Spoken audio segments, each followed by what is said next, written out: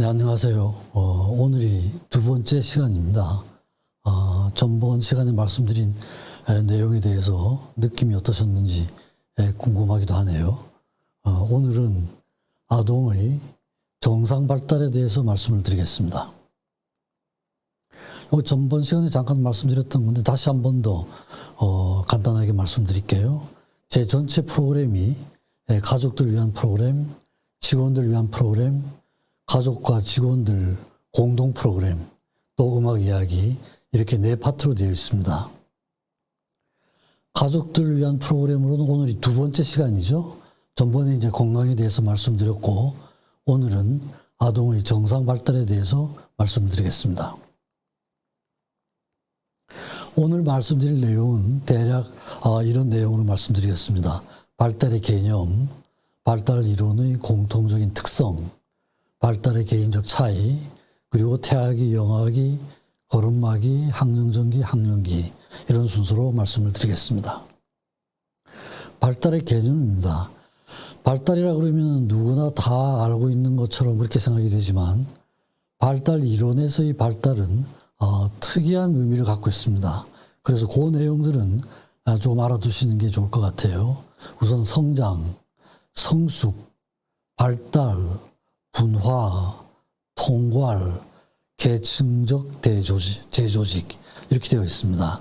다 쉬운 단어 같지만 발달 이론에서는 각각 특이한 의미를 가지고 있습니다. 우선 성장이라고 그러면은 이건 순전히 물리적, 신체적인 의미를 얘기합니다. 그건 무슨 말씀이냐 하면 세포가 커지거나 숫자가 늘어나는 걸 의미를 합니다. 그러니까 정신적인 면이나 사회적인 면에서는 발달 이론에서는 성장이라는 단어는 쓰지 않습니다. 두 번째는 성숙이라는 단어인데요. 이건 내적 잠재력, 타고난 능력을 의미합니다. 요 말씀만 가지고는 아마 잘 이해하기가 힘드실 것 같은데 발달에 대한 개념을 말씀드리고 다시 한번 말씀드리겠습니다. 발달이라고 그러면은 대개 외부에서의 자극이 있고 그 자극에 대해서 개체가 어떻게 반응을 하는가. 그러니까 자극과 반응의 그 결과물이 그게 발달이 됩니다. 그래서 성숙이라고 그러면은 그 자극 부분이 작용하지 않는 상태예요. 그러니까 타고날 때부터 가지고 있는 잠재적인 능력을 얘기를 하죠. 예를 들어서 언어 발달 같은 게 자극은 비슷하지만 발달하는 속도는 다 다르죠. 그건 왜 그러냐면 성숙의 차이에서 오기 때문에 그런 겁니다. 네 번째는 분화라는 단어가 있습니다. 이것은 특수한 자극에 대해서 특수한 반응을 한다. 이런 의미죠. 그래서 어렸을 때 되게 생후 한 2, 3개월 되면은 사람이 어르는 경우에는 다 아이들이 웃는 반응을 보여요. 그렇지만 조금 시간이 지나면은 자기가 낯이 익은 사람이 자극을 줘야지 반응을 보이지 낯선 사람이 자극을 주면 경계하는 반응을 보이죠. 그렇죠? 그래서 자극에 따라서 반응이 달라지는 과정을 분화라고 얘기를 합니다. 그리고 통괄이라는 것은 여러 가지 기능이 한 가지 목적을 위해서 협조하는 과정을 얘기합니다. 예를 들어서 아이가 우유를 먹는다고 할 때 그 우유통을 보는 과정이 있어야 되죠. 손을 뻗쳐서 우유통을 잡는 과정이 있어야 되고 그걸 입으로 갖고 가는 그런 단계가 있어야 되고 또 입에서 넣어서 빨고 삼키고 하는 여러 가지 복잡하잖아요. 그렇죠? 그래서 우유를 먹기 위해서 하는 여러 가지 그런 행동들이 서로 통합되는 이런 협조되는 과정을 통괄이라고 그러죠.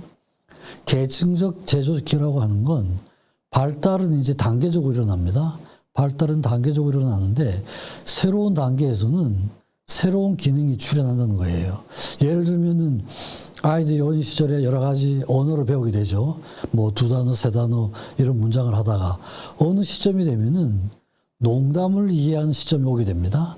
그러면 단순히 언어를 배우는 것과 농담을 이해하는 기능은 다른 기능이잖아요. 그죠? 그래서 새로운 단계가 되면 그 새로운 기능이 나타나는 이런 과정을 계층적 재조직하라는 이런 말을 쓰고 있습니다.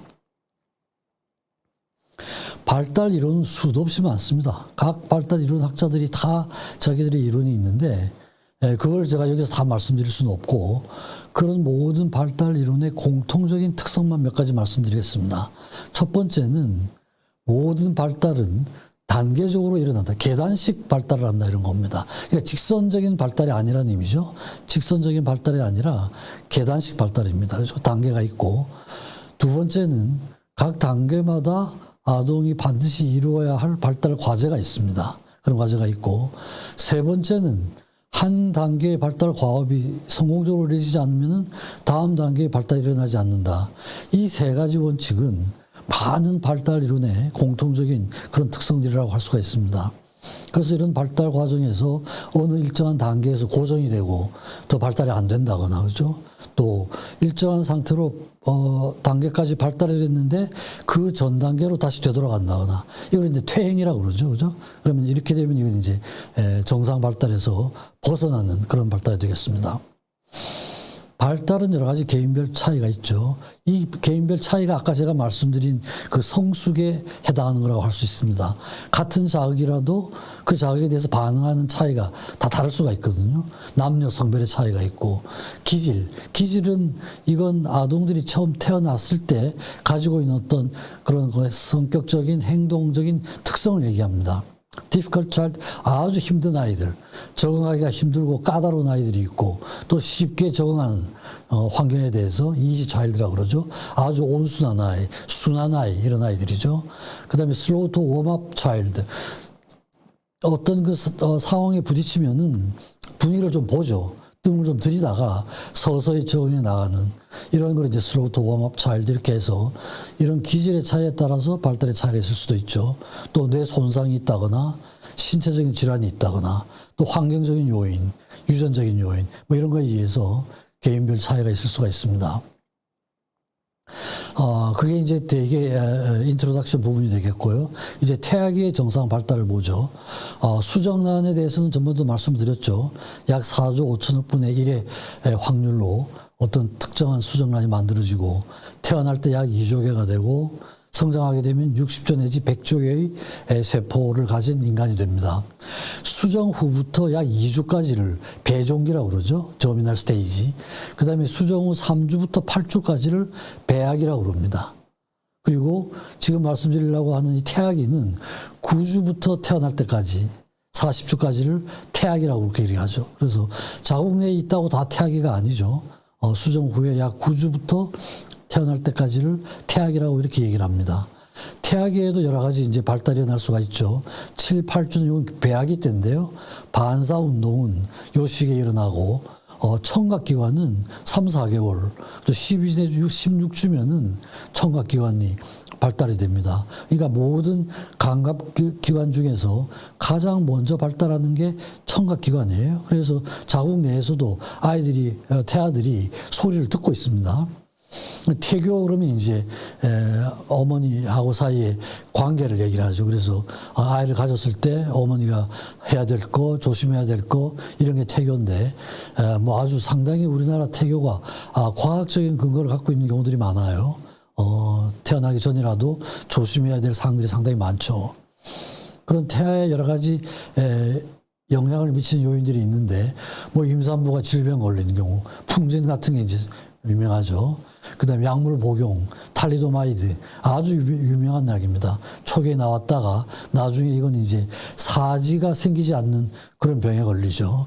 그래서 이제 이런 복용, 흡연, 음주 뭐 다 조심하셔야 될 사항들이죠. 방사선 노출, 어머니의 영양 실조 상태, 정서적인 상태 이런 그 스트레스 호르몬들이 다 플라센타를 통과하거든요. 그러니까 이제 이런 것도 조심해야 될 거죠. 어머니의 나이, 그죠? 나이가 많아지면 35세 이상이 되면 상당히 그 위험성이 높아지죠. 그 다음에 이제 태어나서 1세까지를 영악이라고 그럽니다. 그러니까 이것도 정확하게 좀 알아두시는 게 좋을 것 같아요. 다 이렇게 막 혼동해서 쓰는 경우들이 많은데 영악이라고 그러면은 태어나서 만 1세까지 이때까지도 여러 가지 신체적인 발달을 많이 하죠. 주로 이제 반사합니다. 서킹 리플렉스, 빠는 거. 그죠? 우유병이나 젖꼭지를 입에 물면 자기도 모르게 빠는 반사죠. 그 다음에 파고드는 반사는 루팅 리플렉스라고 그러는데 젖꼭지가 근처에 오면 고개를 확 돌려가지고 그 젖꼭지를 찾는 반사예요. 먹고 살기 위한 반사죠. 그죠? 놀란 반사. 이건 이제 뭐 갑자기 소리가 들린다 그러나 하면 놀래죠.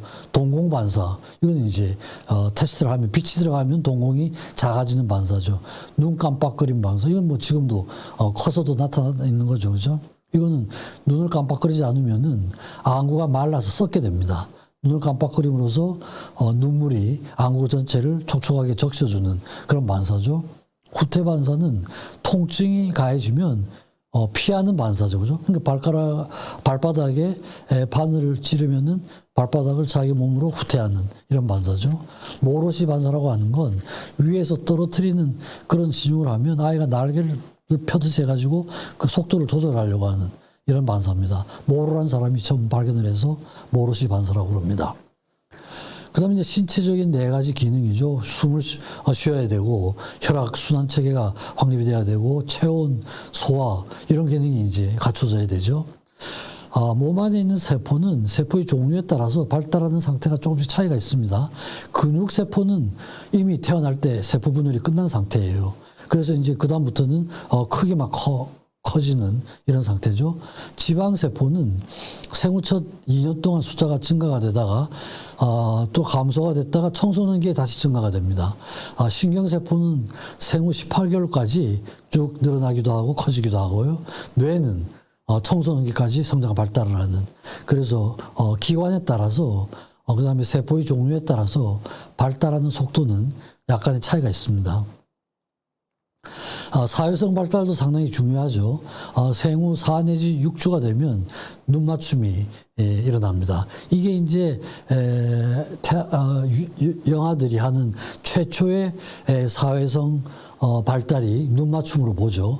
그 다음에 2, 3개월이 되면 사회적 미소. 이때는 선택적이 없습니다. 아까 말씀드린 것처럼 아무나 사람이 얼르면은 웃는 미소를 보이죠. 5, 6개월이 되면 선택적 반응이죠. 낯이 익은 사람이 얼라야 웃는 방을 보이지 낯선 사람이 반응을 보면 경계하죠. 6, 7개월이 이제 낯을 가리게 되고 7, 8개월이 되면 분리 반응. 자기를 돌봐주던 사람, 뭐 주로 어머니가 되겠죠. 어머니가 떨어지면 불안 반응을 보이는 이걸 이제 불안 반응이라고 그러죠. 그래서 저런 거는 다 정상적으로 관찰이 되어야 하는 반응들입니다. 애착이 형성되는 시기죠. 아이들의 울음은 종류가 많아요. 저기서부터 이제 버스크라이, 태어날 때 울죠, 그죠? 태어날 때는 울면서 이제 호흡이 시작이 됩니다. 디스컴포트, 뭐 불편하면 울어요. 소변을 싸거나 대변을 쌌을 때 불편하죠. 그 다음에 페인 크라이는 몸이 어디 아파도 울고, 한거 크라이, 배고프면 울고, 보드 크라이, 심심해도 울고, 이 울음 종류가 다 달라요, 아이들이. 이 예민한 어머니들은 아이들이 울면은 제가 뭐가 잘못되어 있는 건지, 아픈지, 배가 고픈지, 불편한지, 이런 걸 이제 금방 알아차리죠, 그죠? 그래서, 자기가 필요한 걸, 즉각 충족을 시켜주니까 저것이 이제 잘 충족이 될 때는 신뢰감이 생기죠, 그죠? 기본적인 신뢰감은 저런 데서 형성되는 겁니다. 안정이 되고, 그런 상태가 될 수가 있습니다. 인지 적응 능력은 4주가 되면 소리에 대한 반응을 보이고 그 다음에 4주에서 한 8주가 되면 소리에 대해서 그 소리의 특성에 따라서 얼굴 표정이 조금씩 달라지는 반응을 보입니다. 4, 5개월이 되면 장난감을 입으로 가져가기도 하고 5, 6개월이 되면 떨어지는 물체를 따라서 눈동자가 움직이는 이런 반응을 보이고요. 7, 8개월이 되면 장난감을 흔들면서 노는 행동, 9, 10개월이 되면 사물의 영속성 게임. 이건 뭐냐면 이전까지는 어떤 장난감이든지 눈에 보여야지만 있는 걸로 생각을 해요. 근데 7, 8개월까지는 그 장난감을 어떤 담요로 덮어버리면은 아이가 없어진 걸로 생각하죠. 근데 그게 지나면은 담요로 덮었지만 그 속에 장난감이 있다고 하는 걸 알아요.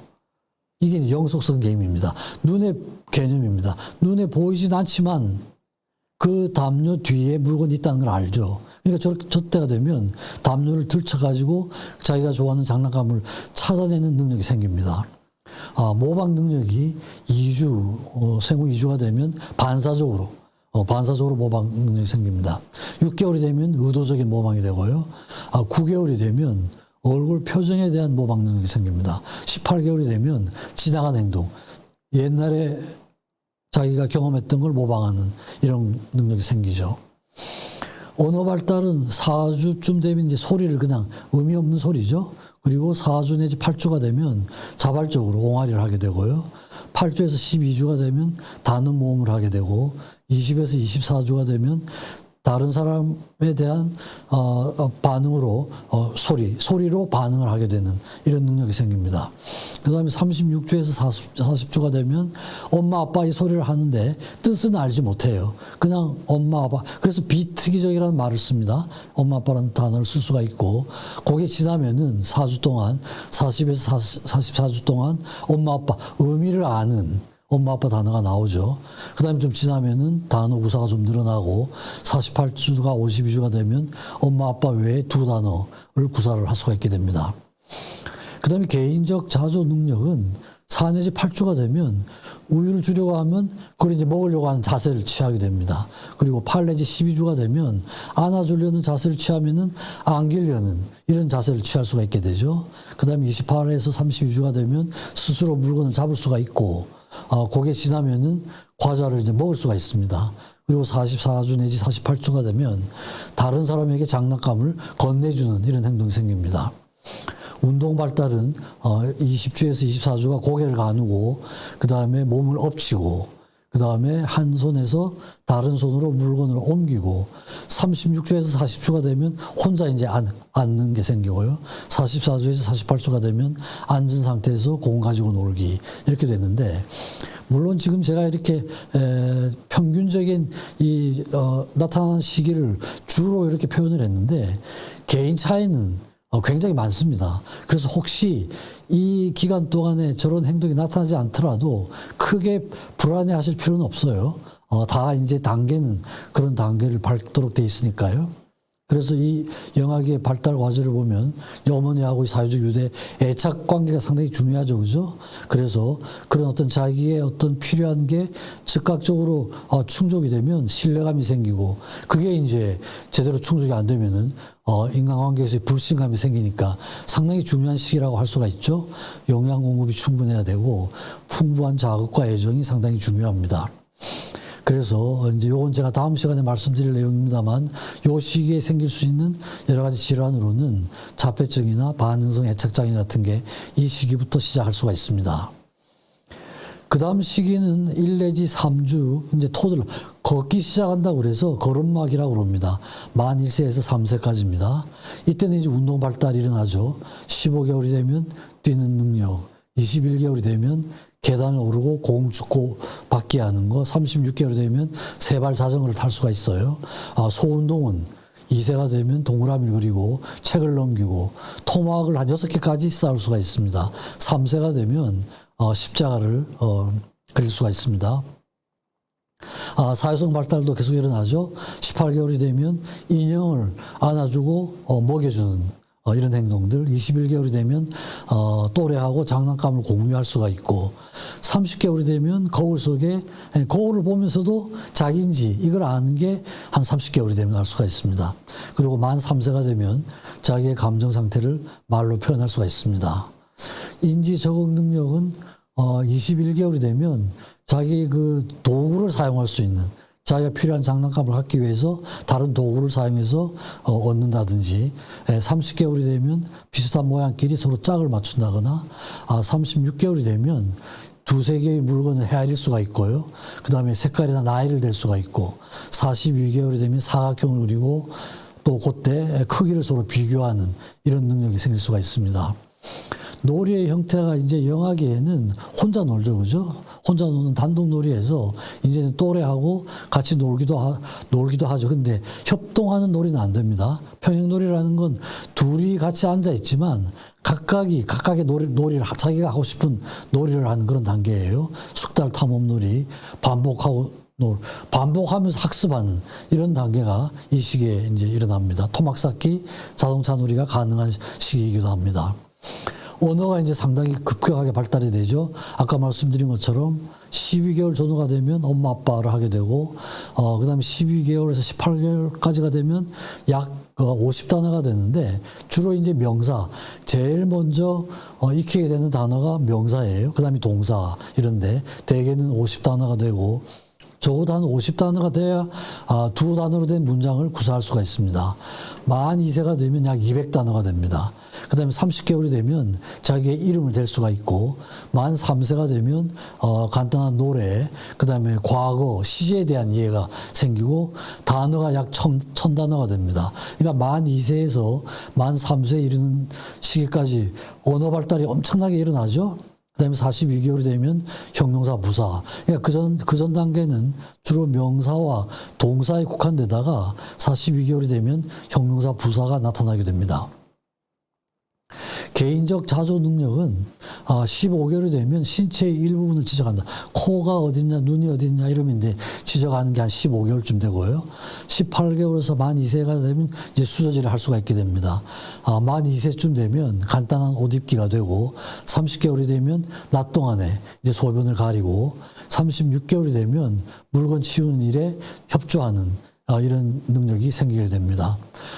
대소변 훈련이 일어나는 시기죠. 그죠? 적절한 시기, 적절한 장소에서 대소변을 보도록 유도하는 이런 교육을 시켜야 되고, 이때 이제 통제가 가해지잖아요. 그죠? 그래서 경우에 따라서는 엄마하고, 거름마기 아이하고 간에 상당한 그 파워 스트러글이 일어나는 시기이기도 합니다. 이때는 이제 걷기 시작하고 언어가 발달이 되니까 자율성, 독립성 이런 게 이제 획득이 되고, 자아 통제 능력도 어느 정도는 수립이 되죠. 그다음에 통제의 내재와 지속적으로 일정한 행동에 대해서 통제가 가해지는데, 그게 반복이 되면 그 통제가 아동의 내부에 자리 잡게 되죠. 그죠? 이 내재화가 되면 곁에서 통제를 하지 않더라도 스스로 통제할 수 있는 능력이 생기기 시작하는 시기입니다. 충족을 지연할 수가 있고, 대상 항상성, 아까 제가 말씀드렸죠. 눈에 보이진 않지만 계속 존재한다는 건 계속 이제 발달이 됩니다.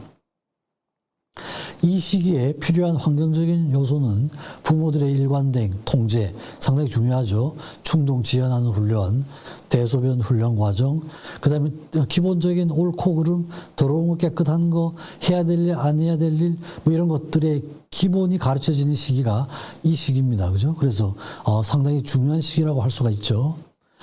이때 이제 여러 가지 정신건강 문제는 심각한 문제는 별로 없는 시기예요. 1세에서 30. 물론 자폐증이나 이런 건 이제 지속되긴 하지만, 지금 여기서 제가 말씀드린 건 이제 이런 행동상의 문제가 일어날 수 있는 시기입니다. 이건 이제 정식적인 진단명은 아니에요.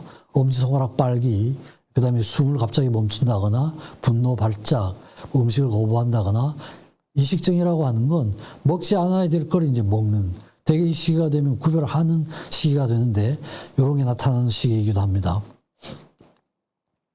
그 다음에 이제 학령정기인데요. 학령정기는 말 그대로 학교 들어가기 전 시기라는 얘기죠. 초기 아동기라는 말도 쓰고, 나이로는 3세에서 6세까지 해당이 됩니다.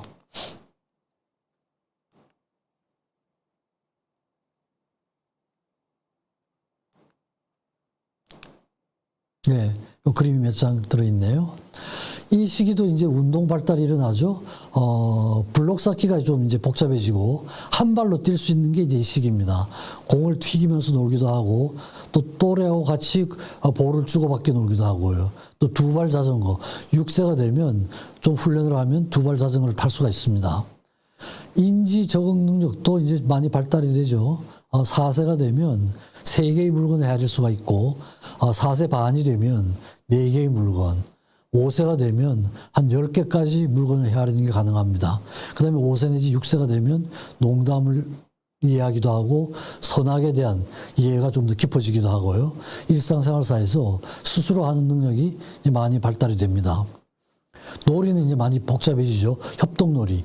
이전까지는 협동놀이는 가능하지 않았죠. 그 다음에 가정을 해서 하는 가상놀이, 모방놀이, 가족놀이, 그죠? 그 다음에 규칙에 대한 이해, 놀이를 하면서 자기들이 규칙을 정하기도 하고 규칙을 지켜가면서 놀이를 하는 이런 능력이죠. 그다음에 이제 친구 관계도 또 가장 친한 친구가 형성이 되는 이런 시기이기도 합니다. 언어도 급격하게 발달이 되죠. 세 단어 이상의 문장이 구사가 가능해지고 단어에 대한 정의도 어느 정도는 가능해지고 전치사를 사용할 수가 있고 5세 말이 되면 단어가 14,000 엄청나게 발달이 되죠. 그죠? 3세에서 약 1000단어였는데 한 2년 동안 14,000까지 발달이 됩니다. 우리나라는 이 전치사가 별로 그렇게 발달이 되어 있지는 않지만 서양 아이들도 이 전치사가 가장 늦게 발달이 됩니다. 아까 제가 잠깐 말씀드렸습니다만 명사, 동사, 형용사, 부사, 대명사, 접속사, 전치사 되게 이런 순서로 발달이 됩니다. 그래서 마지막에 이제 발달되는 게 전치사인데 아마 여러분들 영작을 해보신 분들 잘 아실 거예요. 제일 우리가 어려운 게 전치사 사용이에요. 전치사. 우리말에 없기 때문에 그렇게 어렵습니다. 개인적 자조 능력은 4세가 되면 이제 사과가 가능한 거죠. 고의적이지 않은 실수에 대해서 사과도 하고 혼자서 옷을 갈아입기도 하고요.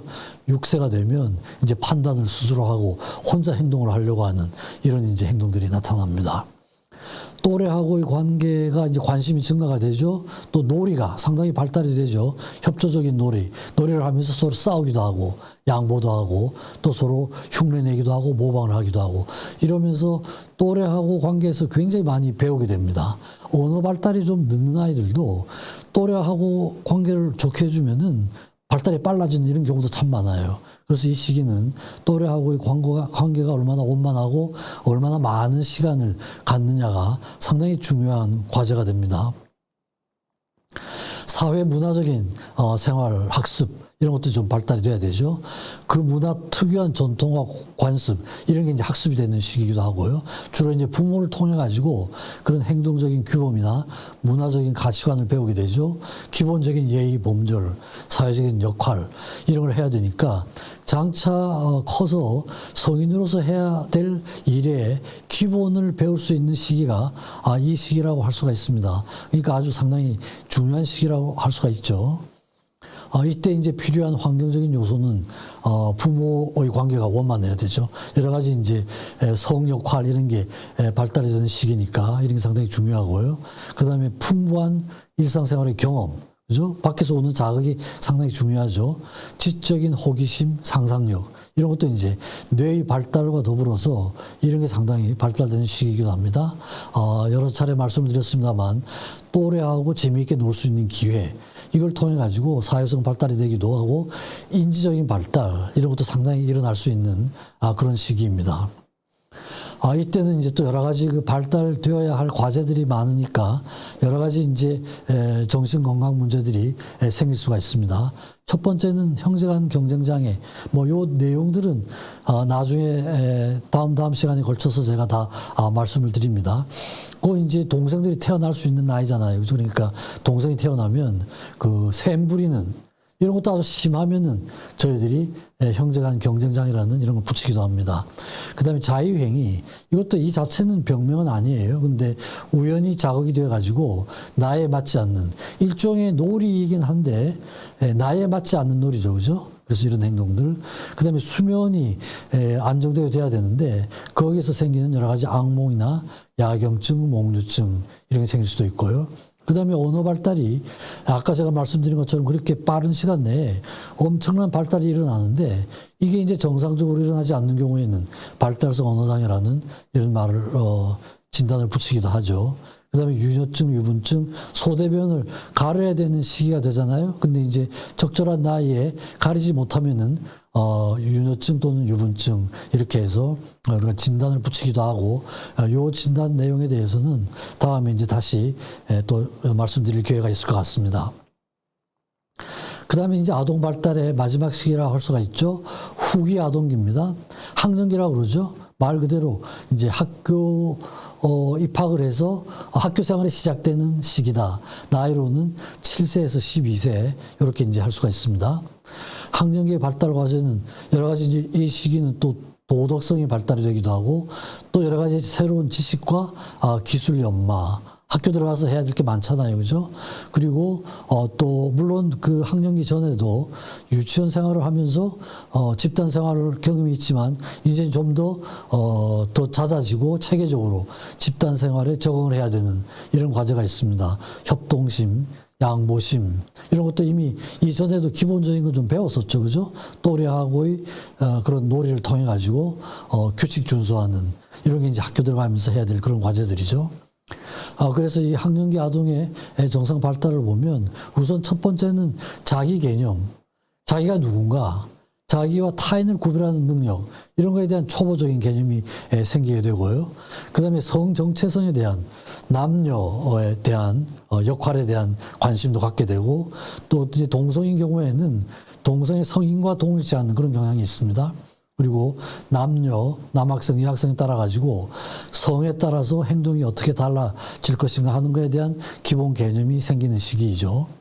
자긍심의 발달 상당히 중요하죠, 그죠? 이건 이제 결국은 이게 구체적으로 발달이 되지만 그 뿌리는 부모로부터 자기가 어떻게 받아들여지는가에 따라서 결정이 되죠, 그죠? 그래서 부모로부터 아주 소중한 자식 이렇게 좀 칭찬을 받으면서 이렇게 큰 아이들은 자긍심이 발달이 되고 늘 어려서부터 그냥 구박만 받고 야단만 받고 한 이런 자녀들은 자긍심 발달에 상당히 지장을 올 수가 있습니다. 그런 게 이제 또 뚜렷해지기도 하죠. 그래서 적절하게 통제는 하지만 아이들이 어떤 자존심을 상처를 내는 이런 이제 야단치지 않는 게 좋겠죠, 그죠? 그리고 어머니의 특히 아버지의 관심과 사랑, 자긍심의 발달에는 이게 중요하다고 돼 있고요. 또 자긍심이 높은 경우에는 독립적이고 창의적으로 될 수가 있고 유연한 태도를 가질 수도 있고요. 또 남들이 자기에 대한 비판을 하더라도 거기에 대해서 그걸 너그럽게 수용하는 이런 태도를 갖출 수가 있습니다. 인지 기능이 이제 발달이 되죠. 중요한 게 죽음에 대한 개념. 그러니까 죽음에 대한 개념이 한 7, 8세 정도는 이제 돼야 발달이 되죠. 그러니까 이전까지는 사실은 아이들이 우울증이라고 하더라도 자살 같은 행동은 있을 수가 없어요. 근데 7세가 넘어가면 죽음에 대한 개념이 생기니까 우울해지면 자살 행위를 할 수도 있죠. 농담에 대해서도 기본적인 어떤 기초 개념에서 좀 더 깊어지는 이런 개념. 그다음에 시간과 공간, 속도에 대한 개념. 과거와 현재, 미래 이걸 하나의 축으로 보고 생각할 수 있는 그런 인지 기능이 발달이 되죠.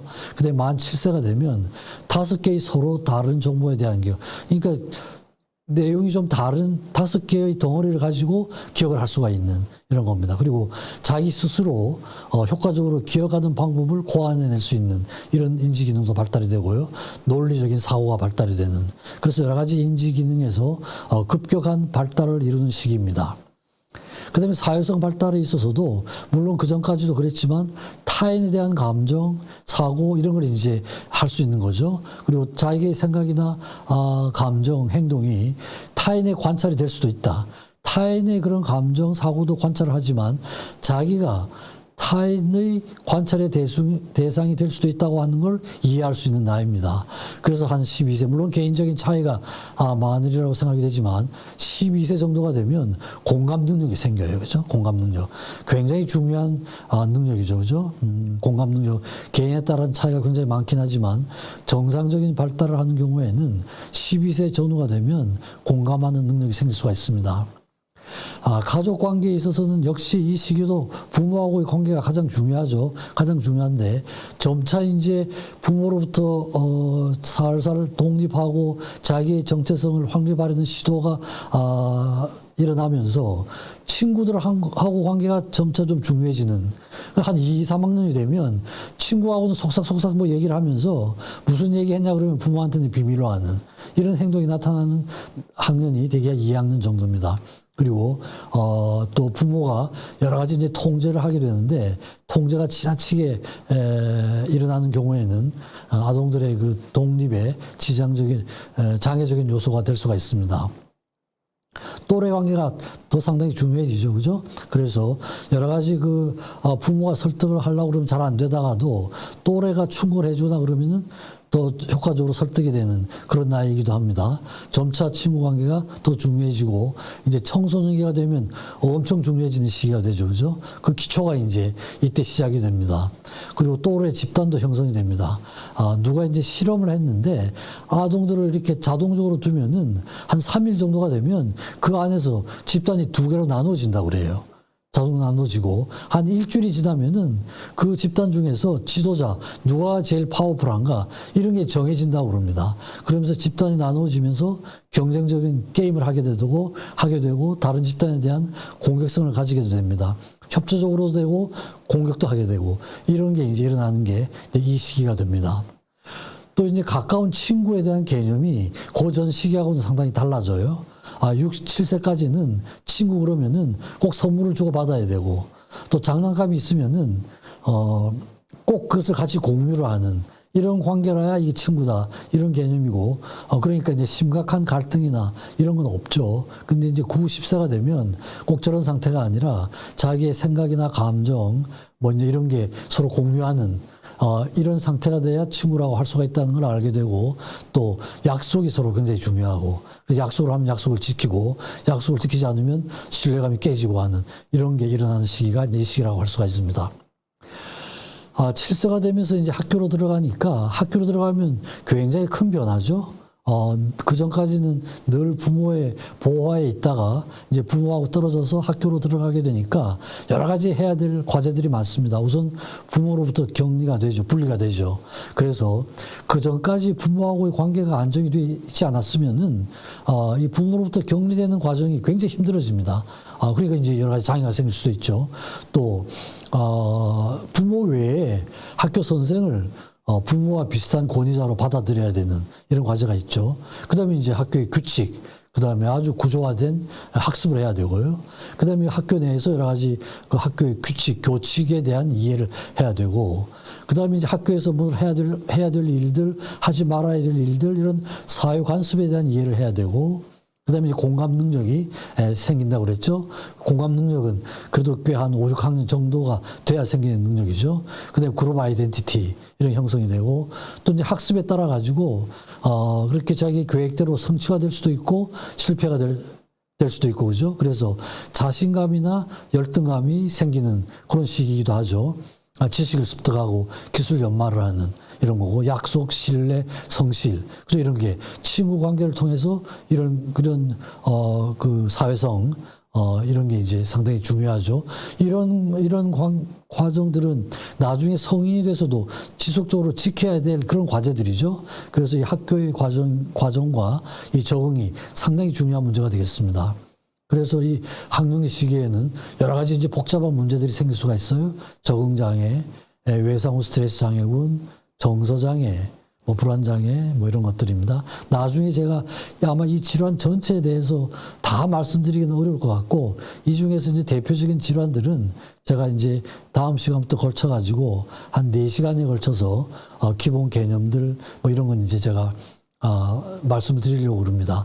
간단하게 좋아질 수 있는 질환도 있고, 아동기 조현병, 이 정신분열병이죠. 이제 이런 병은 또 심각한 이제 그런 병이기도 합니다. 물론 영아기 이때 생긴 자폐증이나 뭐 이런 병은 뭐 이 시기까지도 지속이 되는 질환이기도 하죠. 그래서 지금 여기 적어드린 내용들은 요 시기에 가장 흔히 발병하는 그런 내용들만 제가 말씀을 드렸습니다. 전체를 제가 요약해서 말씀드리면은 이제 생물학적인 요인이죠, 그죠? 이건 태어나서 뇌의 상태가 이게 다 다르죠, 그죠? 기본적으로 공통적인 점도 있지만 차이점도 상당히 많습니다. 이런 게 있고, 그 다음에 이제 또 심리적인 요인이 있고, 경험적인 요인, 사회적인 요인이죠. 그래서 뇌의 상태가 이런 그 여러 가지 사회적인 요인에 의해서 어떻게 반응을 하느냐 하는 게 이제 그 발달 전체를 결정하는 그런 요소가 됩니다. 그래서 오늘은 아동들의 그 정상 발달에 대해서 말씀드렸는데, 발달이라는 말 자체가 아주 쉬운 말이고 누구나 다 사용하는 말이지만 제가 초에 말씀드린 것처럼 그런 그 성장이라든지 성숙, 발달, 분화 이런 개념들 이런 건 여러분들이 한번 다시 생각을 하시면서 그 개념을 분명히 해두시면은 아동들의 발달에 대한 그런 기본 개념을 갖추는데 많이 도움이 되실 수 있을 것 같습니다.